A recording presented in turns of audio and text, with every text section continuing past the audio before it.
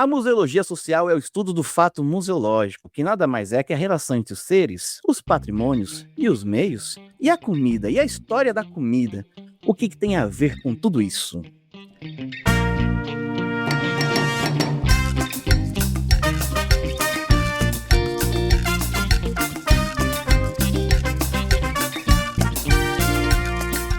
Olá, queridos ouvintes, tudo bem com vocês? Aqui é Gustavo Nalva, começando mais um Museando, voltando depois de uma pausa aí, sem querer, que a gente fez, por conta de motivos de trabalho, essas coisas, depois a gente comenta um pouco mais, mas estamos voltando e vamos voltar com um assunto bem interessante que eu espero que todos aqui, se não estiverem em suas casas ou lavando louça, fazendo algum tipo de atividade, possam chegar em casa o quanto antes para poder fazer um almoço, uma comida gostosa, porque acredito eu que esse episódio serão altas as taxas de deixar as pessoas com fome. Queria começar aqui dizendo que eu sou Gustavo Nalva e apresentando minha querida, linda, maravilhosa Marina Gouveia. Hello, museanders! Que saudade que estava de vocês. Quem vos fala, Marina Gouveia. E eu também tô aqui achando que esse episódio vai deixar a gente com o coração quentinho e a barriga roncando. Isso mesmo. Será que vai roncar bastante aqui? Se atrapalhar a gravação, eu peço desculpas. Vamos lá. E também aqui para falar sobre o assunto, né? Trouxemos ela, que é uma pessoa... Eu acho que é a primeira vez que eu gravo com uma pessoa que eu li antes de chamar pra gravação. Eu acho que é. Será? Não, acho que teve gente da... Bom, não vem ao caso. Mas eu chamo ela aqui pra conversar com a gente. A Rafaela Basso, a nossa querida que está aqui com a gente hoje para falar sobre o assunto. Rafa, tudo bom? Olá, Gustavo. Olá, Marina. Tudo bem? Boa noite. Primeiramente, gostaria de me apresentar. Eu sou historiadora da alimentação. Eu estudo comida há mais de 20 anos e sempre quando eu me debruço sobre esse tempo eu fico um pouco assustada com essa quantidade já de passado já que eu estou me dedicando, né, ao tema. Eu estudei História na Unicamp, fiz mestrado e doutorado em História da Alimentação aqui, e continuei depois já, né, de finalizado o doutorado, as minhas pesquisas. Eu finalizei um pós-doutorado no Museu Paulista recentemente, também sobre o tema da alimentação. Então é algo que faz parte aí da minha vida e gostaria muito de conversar com vocês hoje e compartilhar um pouco da minha experiência com vocês. Maravilha, pois então, eu também fico impressionado que eu comecei a estudar a história de São Paulo em geral, assim, não foquei no ponto específico. Acho que quando eu comecei a graduação em 2015. Então eu tenho ali já 10 anos estudando cidade de São Paulo, no geral, né? É o bom da gente não delimitar um recorte específico, que a gente vai caindo em vários pontos, né? Agora eu tô na parte da comida. Tô descobrindo uma nova São Paulo. Bom, bora lá começar o programa então? Vamos lá.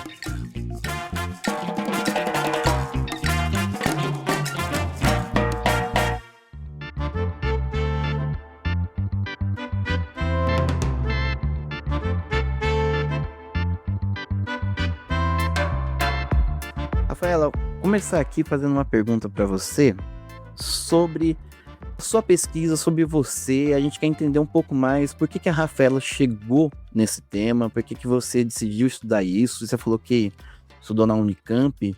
E, assim, eu vou começar a falar para os nossos ouvintes aqui que eu cheguei na Rafa a partir do livro que ela escreveu, Entre Tabuleiros, Balcões e Fogões, um estudo sobre a alimentação de rua na cidade de São Paulo, 1765-1834.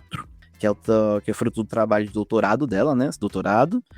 E eu cheguei porque eu tava pesquisando sobre comida de rua, aí me chamou a atenção e falou, bora, ler. E eu achei interessante também, porque fez pelo Unicamp, estudou a cidade de São Paulo, tudo. Eu queria entender mais, né? Qual que é a sua relação com o tema, inclusive comida, né? Com o tema do estudo da alimentação.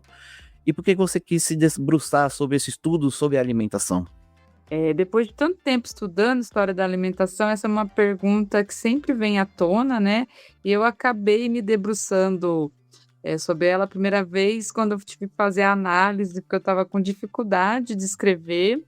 E aí, nas sessões, né, com a terapeuta, eu fui entendendo que a alimentação, além de um objeto de estudo, ela fazia parte um pouco da minha identidade, da construção dos vínculos familiares que eu tinha no passado, como a minha família demonstrava afeto através da comida. E aí eu comecei a entender um pouco, fazer as pazes, né, com o objeto, para ele não ficar só aquela obrigação, né, aquele peso que é quando você está fazendo um trabalho acadêmico, que você fica carregando aquele saco nas costas até finalizar a pesquisa, né. Então acho que eu fui fazendo as pazes para a escrita fluir um pouco melhor, para me divertir também, né, porque a gente, quando está fazendo pesquisa com prazo, bolsa, relatório, a gente acaba esquecendo do porquê a gente, né, acaba fazendo essas escolhas, né, porque a gente se apaixona pelo nosso objeto e no nosso caso né, da história, né, por que que dentre tantos objetos do passado eu fui escolher a comida? E na época isso, quando eu comecei a estudar comida, eu era meio que alvo de chacota, assim: "Ah, menina que pesquisa o milho, menina que pesquisa comida", né, porque há mais de 20 anos atrás, ainda essa área da alimentação estava se consolidando, né, nos estudos históricos aqui no Brasil. Então eu fiquei um pouco marcada lá no começo da minha pesquisa pela essa pecha da menina que pesquisava o milho. Depois a gente pode falar um pouco sobre isso, né. Mas eu entendi um pouco que eu tinha uma relação, né, afetiva com a comida, mas nenhum tipo de, habilidade para cozinhar. Eu gosto de comer, mas não tenho nenhuma habilidade na cozinha, assim, cozinho básico. E aí quando eu comecei a fazer a graduação em história, eu me dei conta que eu podia, de fato, me conciliar com esse amor da comida, mas por um outro viés, né, pesquisando. Então quem me apresentou esse mundo foi a professora Leila Algrante, começou a pesquisar na história da alimentação já no final dos anos 90, foi super pioneira no Brasil, e eu já tinha interesse em pesquisar a história colonial de São Paulo. Então foi, assim, um encontro de almas, porque eu entendi que dentre tantos, objetos interessantes do passado colonial, eu podia pesquisar, né, o que que a gente comia, como a comida ajudou a consolidação do nosso passado na nossa identidade, e aí que eu comecei a me debruçar sobre o tema. E ao longo de, né, mais 2 décadas, continuo ainda na história da alimentação. O que eu fiz um pouco de ousado foi adentrar um pouco os séculos, né, paulista ali, eu comecei no século XVII, hoje eu já estou, pesquisando o século XIX, que é um grande salto temporal para nós historiadores, né. Então eu acabei, me debruçando sobre esses 3 séculos da história de São Paulo. Eu trabalho bem a cidade de São Paulo, mas de um modo geral dialogo com, né, o território paulista de uma forma mais abrangente, né, que fez parte da minha pesquisa de mestrado, tentar entender onde, né, se consolidava uma cultura do milho, então eu tive que expandir um pouco as bases da minha pesquisa para além da cidade, Vila de São Paulo. Então eu falo que eu sou um pouco especialista em comida paulista e paulistana.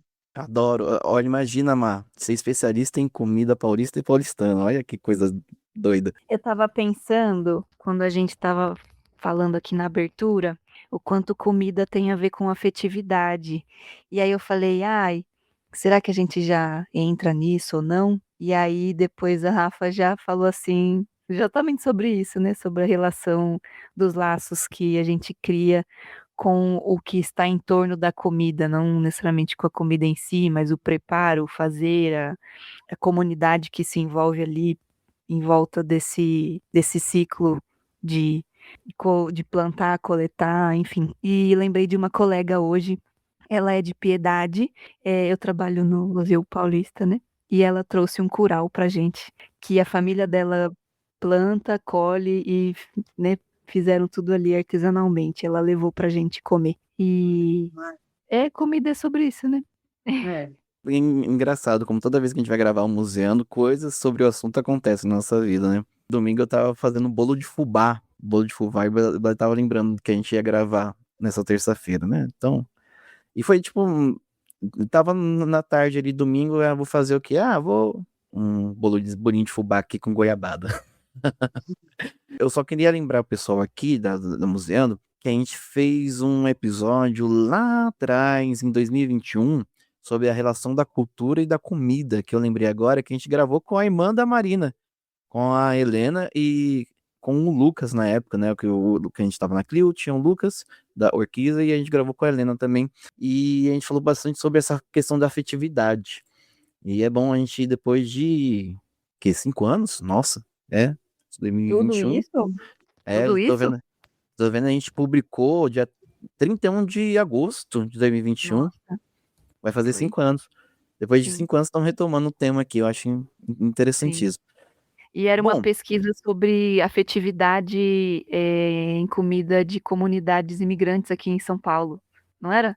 isso era. Uhum. Foi bem legal. E aí o Lucas falava sobre comercialidade e tudo. Tava lembrando do episódio aqui. Falou, ó, eu vou fazer a indicação. O episódio 42 da Museum, pessoal. Quem quiser continuar no assunto, logo depois vou deixar o link aqui. Já que a gente falou sobre afetividade, sobre os afetos, né? Queria perguntar para você, Rafa, para você, qual que é a importância do estudo de história sobre a história da alimentação, né? A importância do estudo sobre a história da alimentação e o que que a comida pode dizer sobre um povo. Acho que vai para um lugar bem, acho que interessante, que eu acho que diz respeito ao papel da alimentação na vida dos seres humanos, né, de modo geral, né, porque quando a gente está fazendo história, no fim das contas, a gente está preocupado com o homem, né, com como que a humanidade se relacionava e vivia ao longo do tempo, né. Então eu acho que a alimentação é um dos aspectos mais imediatos da sobrevivência humana, da nossa reprodução. Só que ao mesmo tempo, apesar dela ter esse caráter biológico, né, ela transcende isso, né, ela é um complexo cheio de significados, econômicos, sociais, religiosos, culturais, e todos esses significados nos permitem, né, adentrar o passado. Então quando a gente está pesquisando ou um hábito alimentar, ou um alimento em si, uma prática, uma receita, um caderno de receita, ou uma cozinheira, um cozinheiro, a gente, no fim das contas, está preocupado em entender essas relações, né, dessas pessoas com o alimento e como isso constitui, né, a nossa história. Mas o que que é interessante, eu acho, em termos do que a história da alimentação nos possibilita, né, aprender desse passado, eu acho que ela é uma porta, né, uma chave de entendimento muito dinâmica.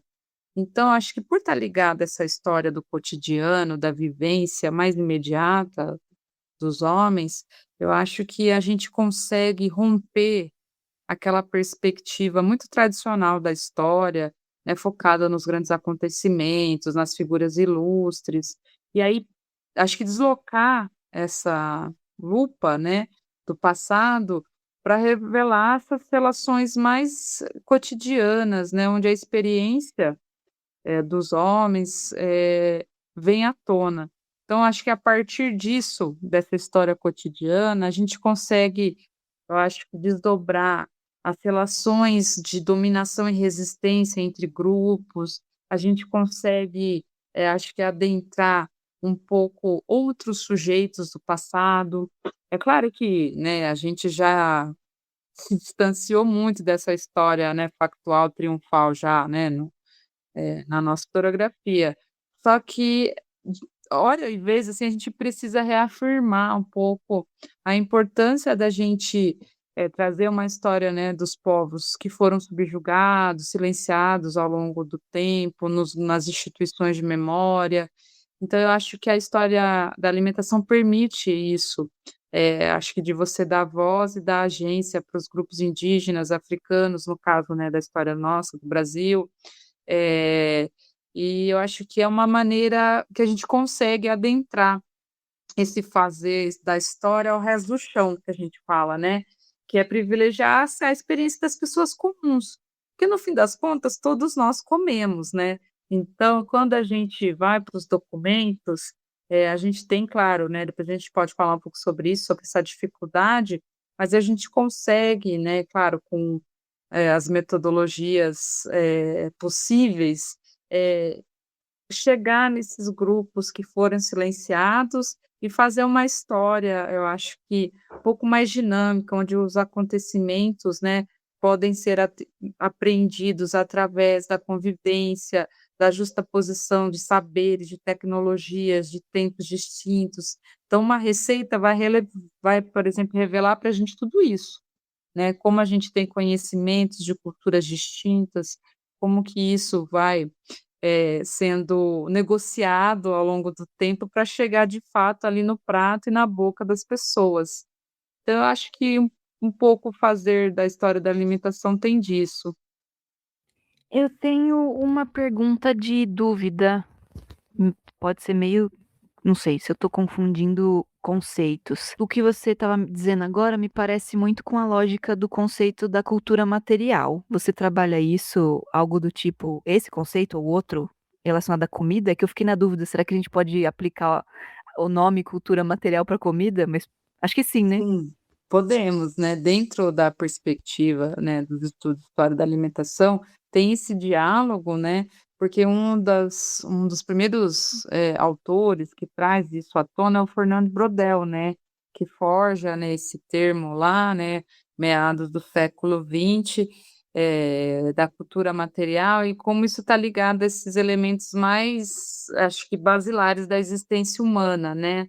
Então, o vestuário, a comida, todos esses elementos da sobrevivência, como isso se coloca, né, na vivência do passado. Então acho que é algo que meio que nasce junto. Acho que são 2 áreas e claro que elas vão se desdobrar de maneiras diferentes, né, se consolidar como campos distintos, mas que mantêm um estrito diálogo entre elas. Enquanto vocês falavam aqui, né, eu tava lembrando do sobre o que eu li no livro que Rafaela escreveu, que é a tese de doutorado dela. Eu tava lembrando do caso aqui que você aponta bem lá no final sobre a diferença entre a comida das pessoas que moravam nas casas das elites ali e a comida dos escravizados, né? E que basicamente você cita uma outra autora que eu não vou lembrar o nome agora, que dá um estralo assim, que é de uma percepção assim que eu já tinha percepção, eu já meio que conhecia, só não tinha essa perspectiva da prática dela, que era as pessoas escravizadas que já tinham contato com inhame, já tinham contato com outros tipos de cereais que eram parecidos com milho, que eram parecidos com, ou tinha também o inhame que é parecido com a mandioca, tinham suas práticas, seus modos de cozinhar, e traziam ela, não traziam diretamente o que eles utilizavam em África, mas traziam um conhecimento para cá e reaproveitavam, utilizavam o milho, faziam algo parecido, faziam essas adaptações com a comida local, né? Eu tava lembrando também muito quando.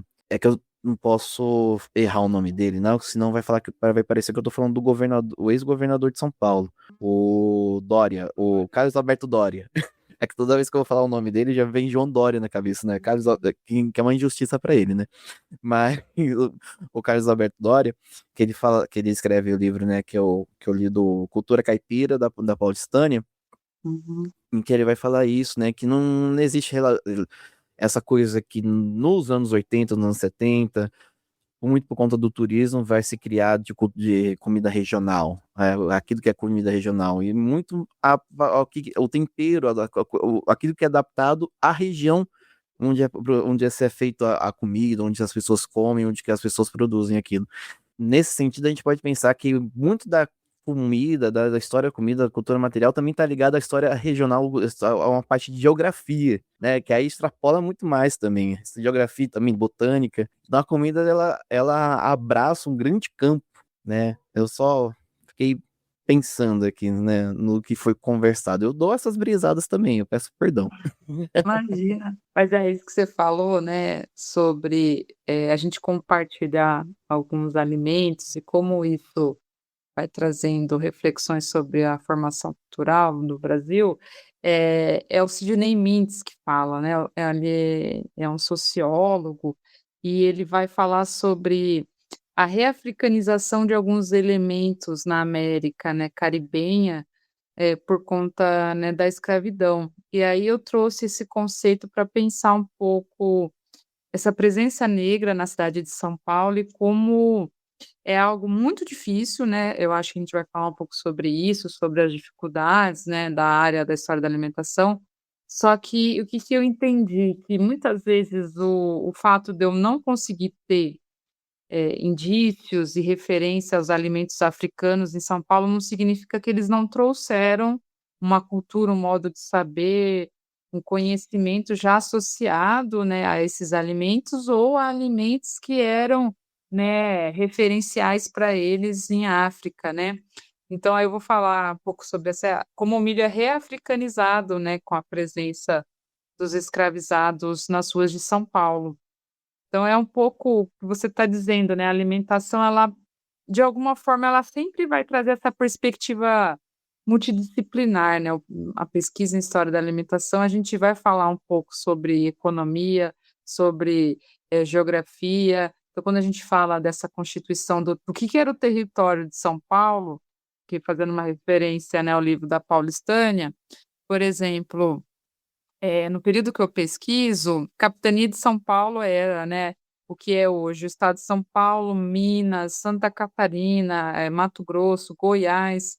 Então tudo isso era um território paulista. E isso gera muitas, ainda, tretas, né, até os dias de hoje, né, porque os mineiros, por exemplo, são muito vaidosos da sua cozinha, né, então quando há essa discussão de que a origem dessa cozinha vem, né, dessa antiga São Paulo, isso traz muitas tretas e discórdias, mas brincadeiras à parte, eu acho que a gente não consegue pensar essas constituições territoriais, políticas recentes, fazendo sentido no passado, né, então a gente vai compartilhar, alimentos, receitas, saberes, então essa construção do que é hoje mineiro, paulista, cozinha goiana, tudo são construções políticas que vão ocorrendo ao longo do tempo, né. No fim das contas, a gente vai compartilhar muita coisa lá no passado, na constituição dessas cozinhas regionais. Eu e Marina aqui, nós somos originários do Alto Tietê, né? Ah, Marina do Arujá e eu Guaianazes aqui divisa já com Ferraz. Eu tenho certeza que a Marina compartilha de uma certa vivência minha sobre as festas juninas, em que começa com algo muito mais, uma presença muito mais do milho, e conforme vai passando o tempo, a festa junina ela acrescenta outras diversidades, não diria de comida moderna, mas de comida imigrante, né? uhum. Vai ter yakisoba, eu tô próximo de Itaquera, que é que é muita colônia japonesa. Então vai ter yakisoba, vai ter afogasa, vai ter tudo. E tem essas acrescentações, esses incrementos posteriores, né? Então nós, meninos dos anos 90, temos contato com essa cultura caipira também do nosso redor, mas também que eu brinco que eu moro meio que no limbo, né? Eu tô meio entre cidade e campo. Só que eu pego a parte ruim dos dois. Que eu tô longe de tudo e tem a violência, né? Mas eu gosto de morar em Guaianazes. Tô aqui ainda porque, né, é o que eu gosto. Mas é isso. Aqui na minha terra, Arujá, a festa junina que tem aqui é a Festa das Nações, que é o aniversário da cidade, que começa em junho. Então acaba misturando essas referências todas que o Gustavo falou. Tem comida caipira, sei lá, local. Não sei se aqui se chama caipira, mas Sim, pode falar. é, o povo de Arujá não é engraçado, mas enfim, identidade arujaense, porque tá mais perto de São Paulo do que Guaianazes ainda, eu acho, em termos de distância, não sei. Uhum. Mas é o comecinho do interior, né? Na Dutra. E a festa junina, o aniversário da cidade, tem comida imigrante. Então tem a barraca da Grécia, a barraca de Portugal, a barraca não sei da onde. E aí acontece essas misturas todas. E tem a festa do padroeiro também, né? Ao longo desse período todo. Que aí tem uma comida menos imigrante, vamos dizer assim. Mais baseada no milho mesmo. A Rafaela já comentou um pouco aqui na última resposta dela, mas eu acho interessante a gente aprofundar, porque Marina já veio com essa ideia da cultura material, do que a gente já foi discutindo aqui, e sobre o problema das fontes, né? Geralmente, quando a gente fala sobre história da alimentação, as pessoas que não estão acostumadas com o tema devem pensar, deve pesquisar livros de receita, devem pesquisar sobre o livro, sei lá, o Dona Benta, livro Dona Benta de não sei quando, dos anos lá, tal, ou então falar mesmo sobre a história dos alimentos. Mas eu queria já perguntar para você, Rafaela, quais são as principais dificuldades de realizar esse tipo de estudo, né? Quais são as principais dificuldades que você se depara quando vai estudar o tema que você tanto gosta? Olha, acho que primeiro eu tenho que falar desse lugar específico que eu parto, que é o período colonial, né, que deixa tudo um pouco mais difícil. Então, uma coisa é você fazer história da alimentação no século XX e outra no século XVI, XVII. Então, eu acho que primeiro, o grande problema ali do trabalho com a fonte documental é um pouco o como ela é restrita nesse tempo mais recuado, né, como o historiador tem dificuldade de ter acesso aos documentos, né, e principalmente quando a gente fala de alguns temas no passado, então consumo, gestos, as sensibilidades em torno, né, do comer, como isso fica um pouco difícil, porque quando a gente está falando desse período recuado, a gente tem uma escassez, né, de documentos, isso de um modo geral para toda a história do cotidiano, né, dos primeiros tempos, e no meu caso específico, a gente tem um problema também que é um recorte de classe, né, que a documentação do período colonial traz. Porque os poucos, né, documentos que foram preservados, principalmente os textuais, eles dizem respeito aos grupos, né, privilegiados. E aí, quando você está fazendo uma pesquisa que foca para outras percepções desse passado, para outras pessoas, né, a existência de outras pessoas, aí você tem que ter mais uma questão aí a driblar, né, porque a gente tem, né, claro que preservado, o que chegou para a gente desses primeiros tempos foram os documentos institucionais, né, da colonização portuguesa, que falavam muito sobre o dia a dia das elites, né. E aí isso trouxe muito problema para as minhas pesquisas, porque na pesquisa, de mestrado, né, que acabou começando na graduação e durou, né, quase uma década aí entre graduação e mestrado, eu estava preocupada em focar as contribuições indígenas, né, para a constituição da história de São Paulo e para a identidade tanto cultural quanto alimentar, né, da nossa formação. E aí, no doutorado, isso complicou um pouco mais, porque eu queria entender a presença dos africanos livres e escravizados na formação da alimentação de rua em São Paulo. Então aí você tem, né, essa dificuldade, esse silenciamento, né, da documentação, que é uma documentação muito textual.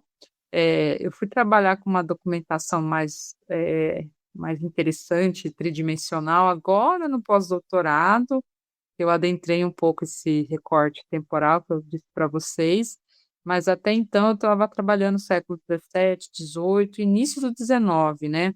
Então, o que que isso trouxe um pouco, né, de dificuldade, na verdade, a partir desses documentos que chegaram até a gente, fazer uma leitura meio que a contrapelo, né, à la Walter Benjamin, né, tentando, eu acho que driblar esses silenciamentos, tentando um pouco pegar, né, esses vestígios nos documentos oficiais do que as pessoas, né, subalternizadas deixaram para a gente, né, de ecos aí do passado. Então, não é uma coisa impossível de ser feita, né, inclusive eu trabalhei muito essa perspectiva do consumo, mas no fim das contas a gente trabalha um pouco, direcionando as perguntas para essas fontes institucionais, né, uma documentação muito ligada às normas, a instituições de poder, então a normatização do estado, da Câmara Municipal, legislando sobre o espaço público, sobre, né, o dia a dia da cidade, ali você consegue, vamos pensar assim, ter alguns indícios interessantes para trabalhar. Mas eu acho que tudo isso que eu estou falando requer um pouco um trabalho ampliado com a documentação, que você tem que dialogar diversos tipos de documentos e, uma maneira que eu consegui, acho que ter um bom caminho foi fazendo um trabalho numa perspectiva de longa duração também, porque trabalhar uma documentação seriada ajuda você a entender um pouco como as coisas iam se transformando ao longo do tempo. Então, a minha primeira pesquisa, ela pega quase 100 anos de recorte temporal, então por isso que ela durou bastante tempo também, né, porque ela foi uma pesquisa que começou lá na graduação, eu tive 2 bolsas de iniciação científica, então ela foi desdobrando ao longo do tempo e que facilitou, né, esse trabalho exaustivo com os documentos.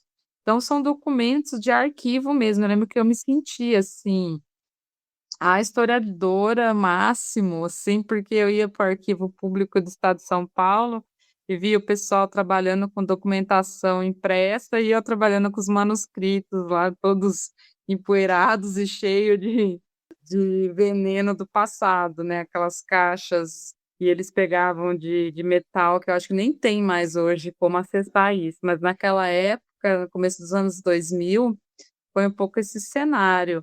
E eu acho que essa documentação mais institucional, apesar de ser muito árida, né, na maneira como constrói o discurso sobre esse dia a dia, você consegue acompanhar muito dessa vivência das pessoas e de como as pessoas conseguiam driblar as normas, da sociedade no passado. No meu caso, assim, para dar um pouco mais de materialidade que eu estou falando, né.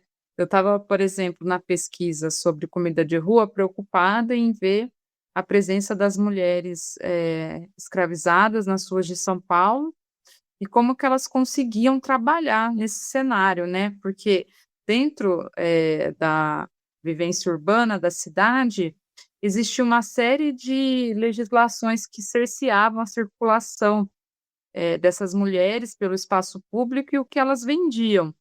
Então você começa a perceber um pouco que essa documentação normativa, esse controle sobre essas mulheres no espaço público significava que elas estavam sob o no né, fazendo os seus ofícios e estavam ali na presença no espaço público. Então, no fim das contas, é percebendo através dessas normas como que as práticas, né, e essas mulheres conseguiam driblar, esse controle, do Estado.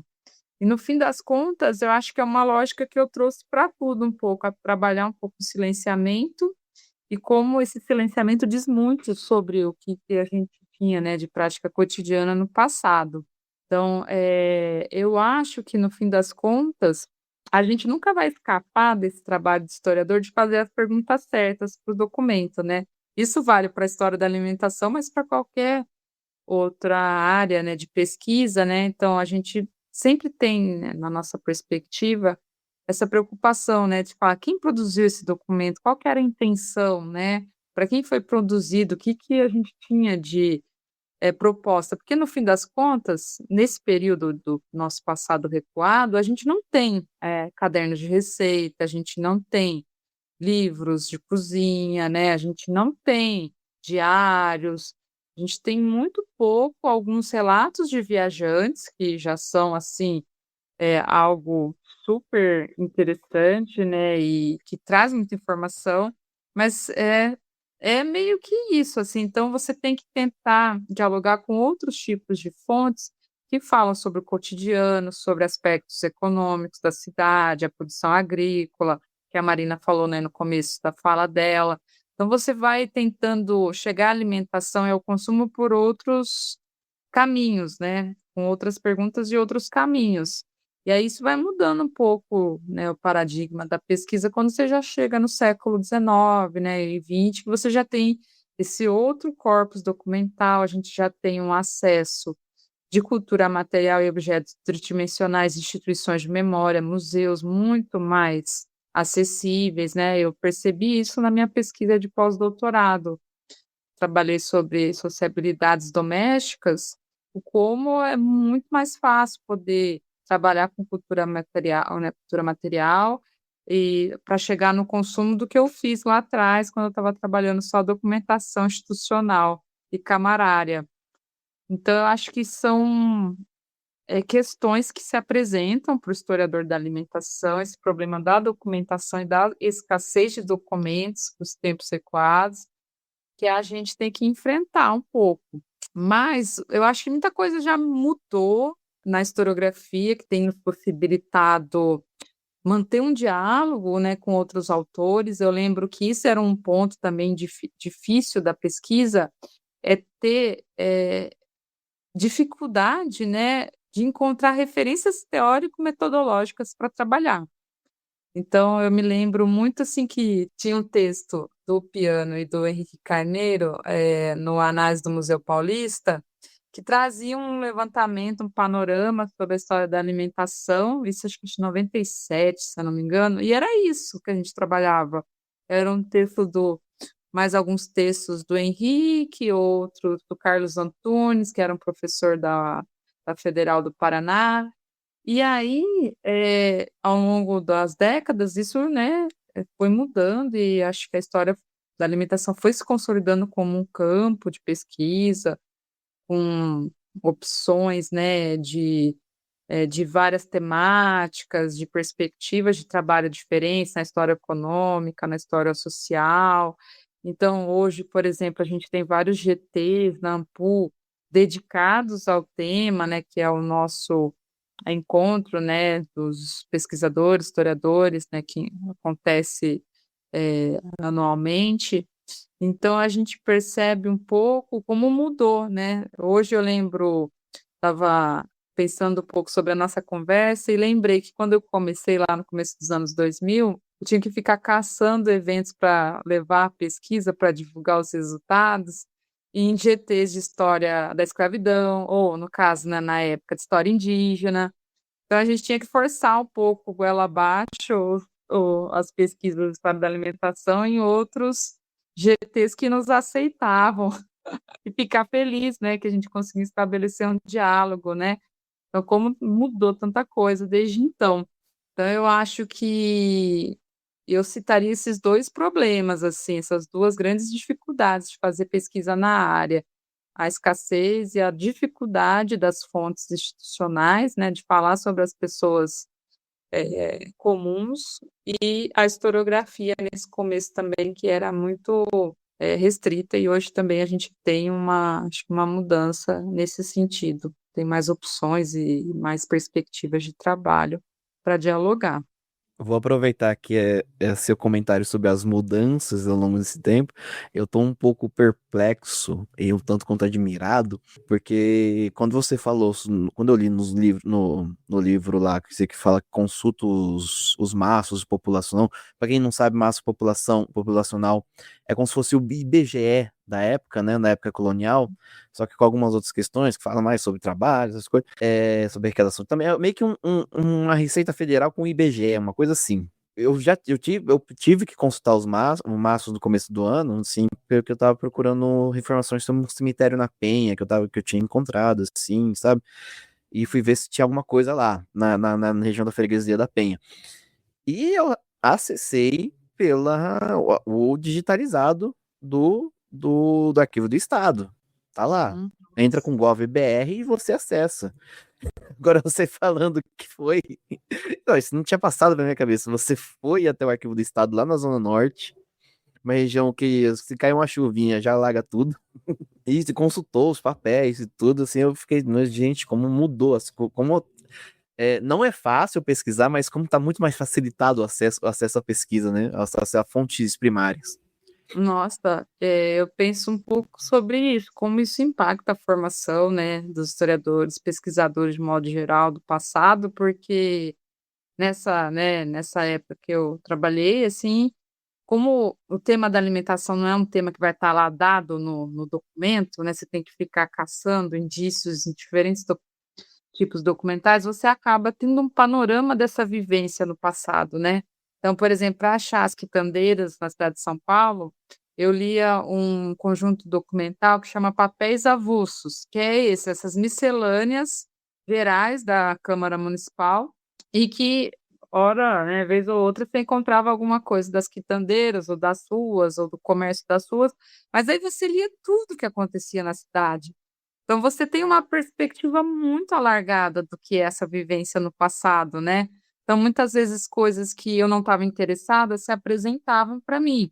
Então nessa perspectiva eu conheci o mercado das casinhas, que foi o primeiro mercado público, né, a gente pode dizer, da cidade de São Paulo, que ali nessa documentação dos papéis avulsos tinha o dia a dia dos produtos que chegavam, dos sitiantes no mercado, o que que entrava, o que que vendia, como é que era esse mercado, isso em 1770, 1780, então, assim, é muito pioneiro, e eu não estava com esse interesse, eu queria as quitandeiras.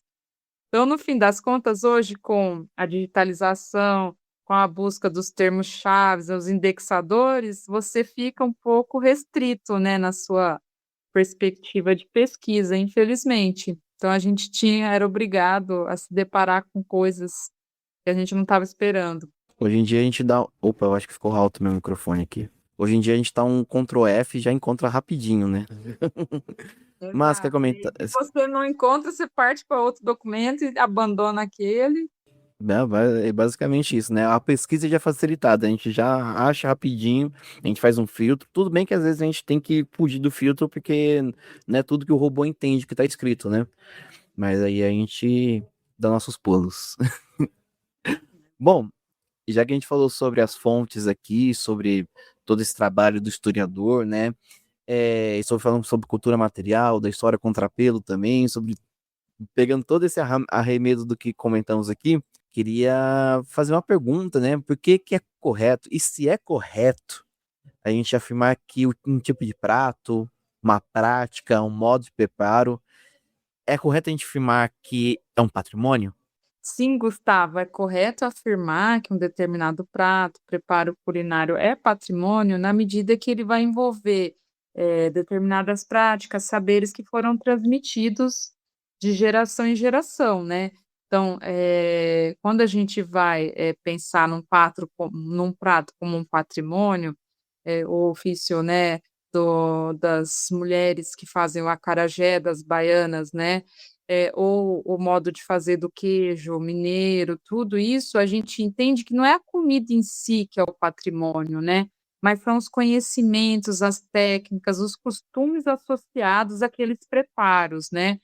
Então, muitas vezes é focado no modo de fazer ou no modo de consumir. Então, nada mais é, na verdade, de que tradições que estão dentro de um sistema de significado e de relações sociais, né, e que são compartilhadas. Então, se aquele prato ou aquele, né, preparo culinário ficasse ali congelado no tempo e não fosse, né, sendo transmitindo, tendo um significado dentro de determinada coletividade, eu acho que a gente não poderia dizer que é um patrimônio. Então eu acho que envolve isso, essa transmissão, essa questão de mediar, a cultura popular também, né, de conseguir talvez transitar em diferentes domínios de significados, para as culturas de origem também eu acho que é algo importante. Então, no fim das contas, eu acho que se torna patrimônio, porque reflete um pouco os saberes, das populações que esses pratos, tiveram origem, né. Então, para a gente, assim, que pesquisa isso, é uma porta de entrada para refletir sobre vários temas, né, que esse prato reflete como um bem cultural. Você falou a palavra acarajé aqui, me deu um estralo de uma memória aqui que já estava um pouquinho perdida. Eu não lembro mais ou menos em que ano, mas eu lembro, acho que foi na época que teve o filme da Barbie, teve uma reportagem que virou meme, e eu até entendo por que que virou meme. Tinha uma moça, uma moça em Salvador, eu não lembro agora em que região de Salvador, que estava fazendo o acarajé da Barbie, que era um acarajé rosa. E houve uma reportagem do que seria o jornal local da Globo de lá, né? No caso aqui de São Paulo, SPTV, eu não sei como é que é o jornal local da Globo de lá, Uhum. com com Mãe de Santos, Baborixás, pé da vida, porque que a mulher tava fazendo um acarajé rosa, né? Porque que ela tinha feito essa adaptação, que o filme da Barbie tava em alta, né? Tava aquela disputa Barbie e Oppenheimer. E a moça, a empreendedora, que ela é colocada assim na reportagem, empreendedora, vai e faz um acarajé rosa para poder, né, pegar esse hype da Barbie e desperta todo esse alvoroço, toda essa revolta contra o que ela estava fazendo, com algo que é ligado à religião também, né? Com as religiões de matriz afro. Você falou a palavra acarajé, me deu esse estralo e agora eu lembrei, pô, isso é um bom meme para a gente exemplificar o que a gente conversou aqui agora, sobre a questão do patrimônio, sobre esse despertar de paixões a partir de algum prato, de um tipo de preparo. É isso. Eu lembrei de um causo recente, mas não é ligado a um prato específico. Mas o MAI, Museu de Arqueologia e Etnologia da USP, lançou agora, recentemente, um material educativo sobre arqueobotânica. E eu fui no lançamento do material, fiquei pouco tempo, porque eu estava doente, perdão, colegas do MAI. Mas eu peguei uma parte da fala de uma das pesquisadoras lá, professoras do MAI, explicando o que era a arqueobotânica e falando sobre as células dos vegetais, das comidas consumidas por grupos humanos, sei lá, não sei quais grupos, mas muito antigos. E aí ela estava dizendo que analisando a arcada dentária é possível identificar essas células de comida, vegetais e leguminosas, enfim, que sobreviveram de certa maneira no material genético dessas ossadas, né, encontrado nas escavações. E aí, enfim, ela expandiu lá para a arqueobotânica dela. Só que para nós, nessa conversa aqui, eu lembrei disso com a conexão da seguinte maneira. A comida, você falou do milho, né? Que você estudava milho, Rafa. É algo que está com a gente enquanto parte do cotidiano, parte das nossas alterações que a gente, enquanto ser humano, né, inflige a essas células, enquanto clima, onde planta, como colhe, como planta, há muito tempo. E aí, quando ela falou isso, de que é possível investigar alimentação, arqueologicamente falando, me abriu um universo que eu nunca parei para pensar, obviamente, né? E aí, quando você fala que comida é patrimônio, pensando nessa transmissão do saber, eu acho que comida é patrimônio até antes de existir a noção de patrimônio, talvez.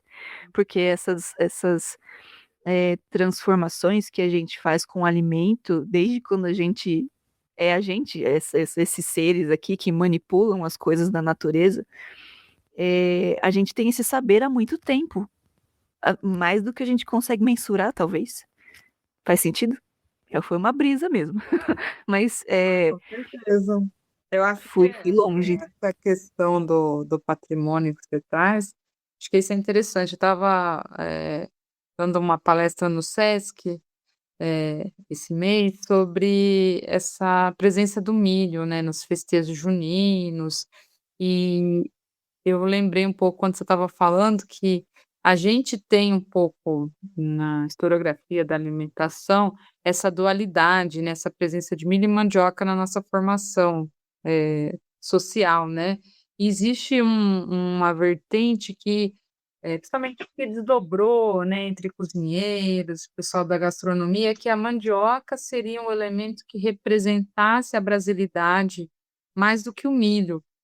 Mas o que é interessante é que o milho, ele, embora tenha, né, o foco ali de radiação, né, acontecido, né, ali no México, né, no que é o México hoje, na Mesoamérica, a gente encontrou já vestígios do milho ancestral, né, que é o teossinto, né, seria esse milho ainda não domesticado, já aqui no Brasil há 2.000 anos atrás.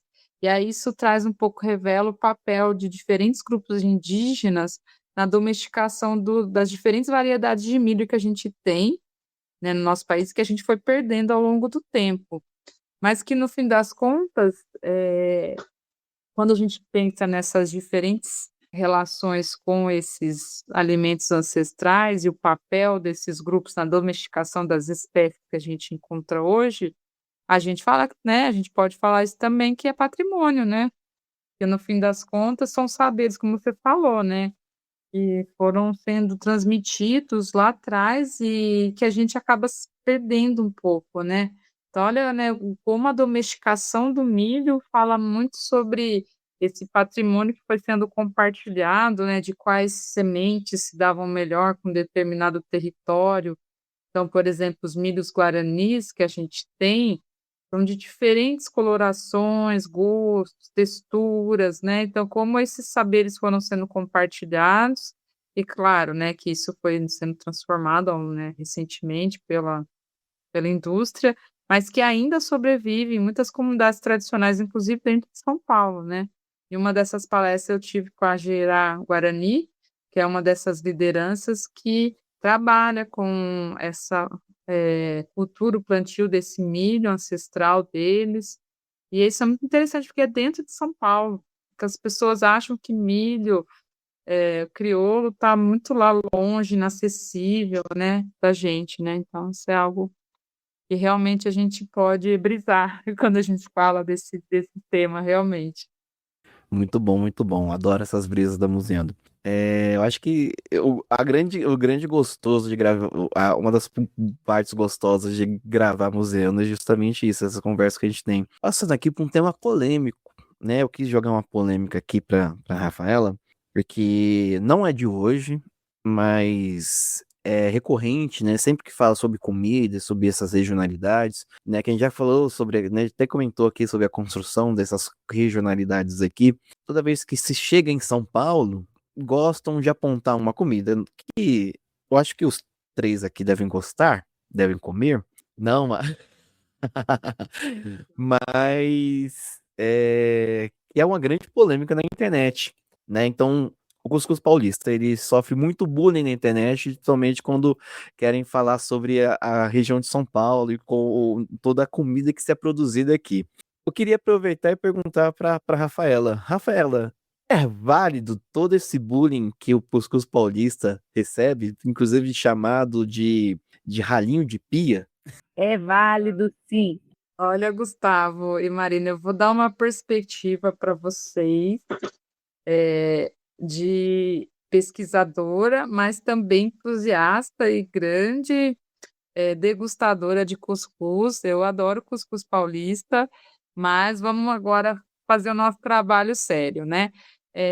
Eu acho que muito pelo contrário, eu sou uma entusiasta do cuscuz, porque ele é um prato que ele representa, acho que o mundo atlântico e toda a história da nossa colonização. Eu acho que ele é pode ser pensado como uma metáfora da nossa história, de formação cultural e culinária, porque ele é um prato que ele tem uma origem já, né, ancestral, né, uma origem africana, né, a origem de radiação, falando que a gente estava fazendo uma ponte com milho, né, a origem, do cuscuz é o norte da África, né, há 300 anos, mais ou menos antes de Cristo, segundo os documentos históricos, e que foi ser encontrado aqui depois de tantos séculos, né, e ter uma diversidade de preparações culinárias com esse nome de cuscuz. Então, lá no continente africano, o cuscuz podia ser feito de uma infinidade de farinhas, de cereais, de sêmola de trigo, de arroz, de sorgo, e o que que acontece? Na época das grandes navegações, todas essas farinhas foram substituídas pelo milho aqui no Novo Mundo. Então, o que que é interessante é que é um preparo que vem da África e que aqui no Brasil vai ganhar outros ingredientes, né, na sua constituição. Tanto que a gente tem de norte a sul diferentes pratos com esse nome de cuscuz, né? Então, o que que a gente compartilha, eu acho que de comum com esse preparo culinário é uma farinha, né, sendo pilada ali e tendo, vamos colocar a base de um prato feito, né, com essa farinha umedecida que você pode juntar ou não outros tipos de ingredientes, né, e ser cozido no vapor. Embora hoje muito cuscuz é feito naquela forma de pudim, né, direto no fogo, mas daí esse diz que é uma grande discussão do que não é cuscuz, então a base do cuscuz é ser feito no vapor. Então a gente pode começar aí, então o cuscuz paulista que não é feito no vapor não é cuscuz paulista, então talvez seja esse, Marina, que você não gostou, que não é o cuscuz verdadeiro. Mas eu acho que voltando a esse prato como uma metáfora, o que que é interessante, porque os primeiros registros que eu encontrei do cuscuz, eles são de 1727, nas expedições sertanistas. Ele aparece, né, em um registro, né, de uma expedição que partia para a região de Goiás, e a gente tem nessa descrição um arrazoado bem geral, né, porque a gente não é um livro de receita, mas um preparo feito de milho umedecido, cozido com alguma proteína ali, né. E o que que é interessante, é que a gente vai vendo nos documentos que essa proteína podia variar, então podia ser feito de porco, de peixe, de algum outro legume junto ali constituindo o prato. E esses documentos do período colonial, vão falando um pouquinho desse geral, só que o que que acontece? Quando a gente tem o desenvolvimento mesmo da comida de rua na cidade de São Paulo, é que a gente vê que esse preparo culinário que hoje a gente vê como cuscuz paulista, que é, né, esse grande bolão ali, né, de farinha com, eh, algum tipo de proteína, seja hoje, né, frango, o peixe, palmito, o tomate, e aí, né, vai, né, azeitona mais recentemente, isso vai ganhar um grande protagonismo nos tabuleiros das africanas, na cidade de São Paulo. Então o que que é interessante, é que a gente volta a essa origem ancestral lá da África e reencontra esse prato como um protagonista na comida de rua. Então ele vem, né, acho que dessa ou pela mão dos africanos ou mesmo dos portugueses, chega já nos primeiros séculos, mas começa a ganhar protagonismo como esse preparo que a gente conhece hoje, pela comida de rua. E o cuscuz lá do século XIX, da comida de rua, levava camarão, bagre, os peixes de água doce, de um modo geral, e que falam muito dessa cidade que era margeada por rios, né, que a gente quando pensa em São Paulo e comida tradicional nunca pensa nisso, né, em comida de rio, mas naquela época a cidade de São Paulo ela banhada por inúmeros rios, então o que a base da constituição da nossa cozinha de rua era, né, os rios, né, principalmente os peixes ali de água doce, que estavam, nesses rios, os bagres, as piquiras, os camarões de água doce, e aí você vê que tinha, além, né, dessas proteínas, algum outro, ingrediente de coleta. Então os palmitos também eram coletados nos arredores da cidade, e a gente vê um prato que fala um pouco sobre essa ancestralidade africana se adaptando um pouco ao que o meio ali possibilitava. Então, muitos dos preparos que a gente vê junto com o cuscuz, por exemplo, as içás, tinha muita os bichos de taquara, tinha muitos produtos de coleta e caça na comida de rua. Então fala um pouco dessas trocas também, né, que provavelmente essas mulheres aprenderam com os indígenas. Então eu acho que o cuscuz é um prato que fala sobre isso, sobre essa convivência, essa, ressignificação de uma receita que vai mudando, se adaptando. Então, no Nordeste ele tem um outro sentido e uma outra perspectiva, mas eu acho que o cuscuz paulista fala um pouco dessa comida de rua e da nossa história, então eu sou uma defensora dele. Eu vou Maravilha. respeitar o cuscuz paulista a partir de agora, mas não vou consumir. É, a gente Inclusive, se a gente conseguir o respeito, já estamos no lucro. Sim, tá tudo bem. Agora conheci essa perspectiva sobre o cuscuz paulista que, obviamente, também não conhecia, não fazia ideia do que ele representava, e a partir de agora ele tem o total respeito, mas não tem o meu paladar. tá certo. Bom, maravilhoso essa explicação sobre cuscuz aqui. Eu acho que é a síntese desse episódio, né? Ou se a gente puder juntar tudo que foi dito nesse episódio, dar um cuscuz, né? E então a gente pode já encaminhar para o nosso final.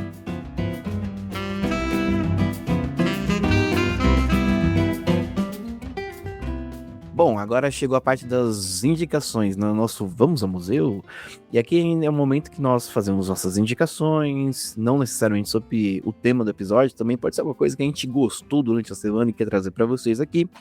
Eu acho que essa vai ser a indicação mais acadêmica que eu vou dar para cá, no episódio da Museano, porque esse episódio também é fruto de uma pesquisa que eu tô fazendo para um roteiro, né? Em breve, você que está ouvindo a gente, em breve farei um roteiro na cidade de São Paulo, no centro histórico, sobre a comida de rua, né? E a comida caipira no centro de São Paulo. Estou definindo alguns pontos, mas logo logo sai. Aí eu vou mostrar para vou indicar para vocês os livros que eu coloquei aqui, que eu meio que montei como trajetória de estudo, né? Eu acho que é interessante a gente conhecer um pouquinho sobre o que é esse território, né? O que é esse território paulista, o que é esse território da Paulistânia. Então, vou começar indicando aqui, ó, João Manuel Monteiro, Negros da Terra, um livro Negros da Terra, né? Índios e Bandeiras nas origens de São Paulo, que eu acho que vai indicar bastante sobre essa estrutura econômica, também falar sobre as roças. É um livro, assim, para você entender o que é esse passado e também um pouco desmontar um pouquinho sobre o passado imaginário do que é São Paulo, tanto da cidade quanto do estado, assim, esse mito, e as contribuições indígenas. Aí depois de você ler ele, você pode entrar já na... lembrando que eu tô focando em São Paulo, né? Se você quiser falar sobre Brasil, ou então focar um pouco mais nessa região, você pode ler Câmara Cascudo, História da Alimentação do Brasil. Tem também do Carlos Alberto Doria, Culinária Brasileira, eu acho que é Culinária Brasileira, mas eu vou indicar aqui a Culinária Caipira da Paulistânia, que aproveitando já, seguindo o ensejo dos Negros da Terra, já dá para engajar nesse livro aqui, que, assim, a partir daí dele é a base, ele já é meio que a base do que a gente vai entendendo nos próximos que eu vou indicando aqui. Depois tem o Cozinha Caipira, Cozinha Esquecida, da Viviane Soares Aguiar, que também é uma parceira da Marina. Inclusive, eu descobri, depois de ler o livro, que eu conhecia a Viviane, né? Que eu fui ver um episódio que ela gravou com a Átila. Eu fiquei olhando meia hora pra ela assim, eu conheço essa mulher. Ela comentou da casa do Mário de Andrade e eu lembrei. Aí pode vir os dois livros da Rafa, eu ainda não li o primeiro, né? Qual que é o nome do primeiro, Rafael? É A Cultura Alimentar Paulista, uma Civilização do Milho. Sim, esse eu comprei, a Alameda ainda tem que me mandar. Um beijo pra Joana. Inclusive, Joana, que depois que eu fui descobrir que a Joana era também uma pesquisadora sobre a história da comida, um beijo pra ela. E também, logo em seguida, o Entre Tabuleiros, Balcões e Fogões, um estudo sobre a alimentação de rua na cidade de São Paulo, 1765 e 1834. E agora eu tô finalizando com Comida de Rua, do João Luiz Máximo da Silva, da Comida de Rua, São Paulo do século XIX. Eu comecei ontem, então não sei muito o que vou estar esperando, o que aguardar desse livro aqui, mas essa é a trajetória que eu montei aqui por enquanto nos estudos, fora as outras fontes que eu tô consultando, né? Então, são todas as indicações desse episódio. Marina Gouveia, você tem alguma coisa para indicar para nós? Sim, Gustavo Nalva, eu tenho duas indicações. A primeira fala sobre o alimento da alma, para mim, na verdade. É o último livro da professora Cristiane Lucy Gomes, lá da UFMG, chamado Fruivita, a Alquimia do Lazer. Aqui é a capinha dele para vocês. Lazer é meu campo de estudo, então Ela difundiu esse livro recentemente, comprei para ler, e é uma sistematização muito completa e objetiva e direta sobre os estudos do lazer na contemporaneidade, contemplando a perspectiva descolonizadora, decolonial, sei lá qual é o termo certo, sobre o lazer e as relações que temos com ele na sociedade atual. Inclusive, muito se fala sobre comida e lazer durante a faculdade. Quando eu estudei lazer, a gente tinha aulas de gastronomia e aulas práticas, né, de gastronomia, e nas aulas teóricas também sobre a estruturação dos tempos sociais, enfim, uma das interpretações do lazer parte dessa estruturação dos tempos sociais e da mudança de estrutura social agrária, rural, para a estrutura social urbana, e o que isso aconteceu com a prática de lazer e a relação com a comida. Interessante, né? Porque, enfim, é um curso muito das sociais.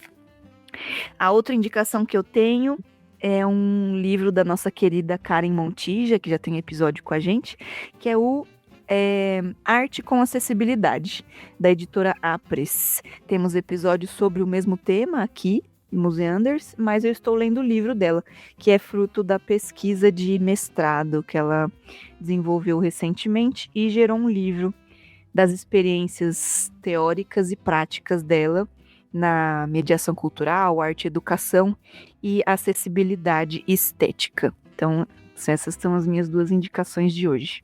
Maravilha. Rafaela, você tem alguma indicação para deixar para os nossos queridos ouvintes aqui? Eu sou super fã da série The Bear, que está estreando a última temporada agora.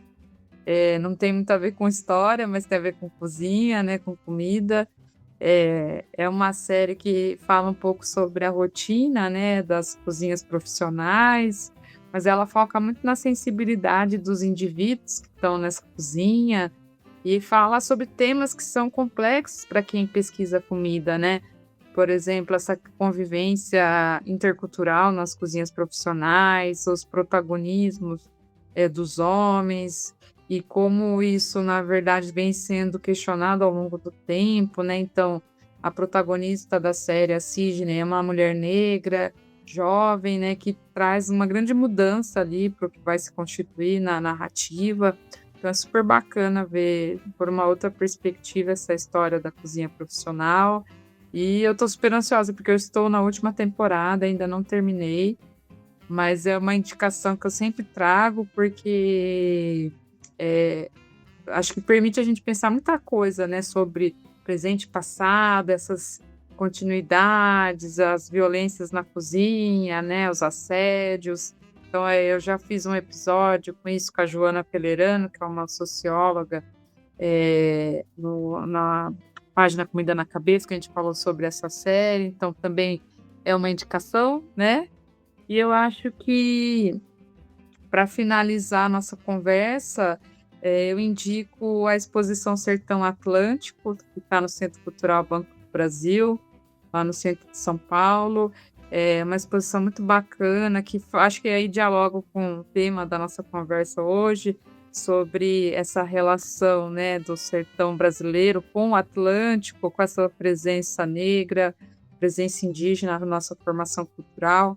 Então, é uma exposição de arte contemporânea, mas que faz uma reflexão um pouco sobre o nosso passado, essas tradições culturais que se imbricam na nossa formação social. Então, o que a gente tem, né, de violência na nossa paisagem cultural, o que o sertão ainda nos fala sobre a nossa formação. É bem legal, eu acho que vale a pena a visita. Maravilha. Você falou da série, eu lembrei da série que tem na Netflix, Street Food América Latina. Aquilo ali Boa também. é um abraço. É incrível. Muito bom. Ainda agora em tempos de Copa, é que o episódio da Argentina eu lembrei, porque eles vão nos estádios de futebol, né? Fala do choripã. Muito legal. Também uma super dica, Gustavo. Muito bom. É uma série que você se sente abraçado por toda aquela história, comoção que tem ali, sabe?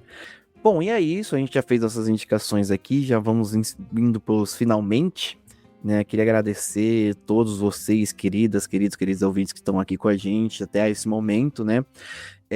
Só fazer um pequeno apontamento que nas páginas finais do livro da Rafaela, eu estava indo para Taubaté, visitar uma amiga que eu tenho lá, inclusive um beijo para Jorge, e eu me emocionei em Taubaté, assim, eu comi o bolinho caipira, tive acesso a algumas comidas de lá, né, e mesmo assim, Taubaté sendo uma cidade que não preserva tanto o seu patrimônio, né, tem várias dificuldades com o seu patrimônio lá, muito do que eu li no que a Rafaela descreve no livro dela sobre as vendas que tinham balcões, assim, onde as pessoas eram atendidas, tudo. Eu ia observando na cidade, sabe? Quando a gente foi comprar o bolinho caipira, era justamente uma vendinha, assim, que tinha um balcão, você é atendido pela pessoa que estava no balcão, que te levava as coisas. Sobre as pessoas que estavam vendendo no nosso caso mais recente, chiclete, doce, que estavam na praça ali vendendo com tipo um tabuleiro, assim, sabe? E estavam ali na praça vendendo Taubaté e o milho, né? Que eu comi o bolinho caipira, que é um bolo de carne moída, que é feito com uma massa de milho. E muita coisa que eu tinha acabado de ler no livro, assim, eu tava observando ali em Taubaté e, eu comecei a ficar aquela emoção de quase chorar, meu Deus, mas é isso, só pra fazer esse comentário. E é isso, eu queria agradecer muitíssimo a presença de vocês aqui hoje, mandar um beijo pra Juliana Gueiros, que não pôde estar aqui com a gente, que teve alguns compromissos aqui e não conseguiu gravar com a gente, então um beijo pra Ju. E agradecer muitíssimo, querida Marina Gouveia, por participar desse episódio hoje. É sempre uma maravilha, uma honra e uma coisa boa estar aqui com você, Gustavo. Agradeço aos ouvintes que ficaram com a gente até o fim desse episódio. Tava com saudade de conversar com vocês. E como eu previ, esse episódio falou bastante sobre... deixou a gente com o coração quentinho e o estômago roncando. Minha janta tava no forno quando começou a nossa conversa e agora ela tá pronta, tá com um cheiro gostoso de frango assado. Tá saindo uma fornadinha de frango assado aqui pra gente jantar. E é com isso que eu me despeço de vocês, queridos. Muito obrigado por esse episódio. Muito obrigado por estar aqui com a gente, Rafaela. E eu queria agradecer muito a Rafaela por estar aqui hoje, né? Adicionei a Rafaela no Instagram aqui, entrei em contato, ela pontualmente aceitou o convite e agradecer muitíssimo aqui por ter compartilhado isso, a história essa perspectiva sobre cuscuz, mudar a perspectiva de Marina sobre o cuscuz paulista e também falar bastante sobre a pesquisa dela, que eu acho que, como ela disse no começo, é algo muito afetuoso a ela, né? Então, agradecer bastante a Rafaela por trazer esse afeto para nós. Muito obrigado, Rafa. Eu que agradeço o convite, Gustavo, Marina. Foi um prazer a gente poder conversar e trocar ideias sobre comida. É sempre uma oportunidade boa para relembrar coisas, revisitar antigos objetos que eu já não trabalho há algum tempo. E espero que todos gostem do nosso episódio. E é isso. Então, agradecer você, querido ouvinte que chegou até aqui. Lembrar que nós estamos voltando aqui à nossa produção normal do podcast. O podcast segue vivo. E é isso. Bora lá, ó. Você que terminou o episódio agora, vai comer um curauzinho, uma canjica, um munguzá, como algumas pessoas, algumas regiões chamam, um bolo de fubá, um milho verde também, uma espiga de milho, passou na frente do metrô, inclusive, né, engraçado, em 2026 a gente dá de cara com comida de rua, que é o milho puro servido na frente do metrô. É isso, vai comer milho, vai comer esses derivados, vai comer comida. Vai comer pamonhas de Arujá. Pamonhas de Arujá. Pamonhas. E é isso, a história da alimentação e os museus seguem vivos.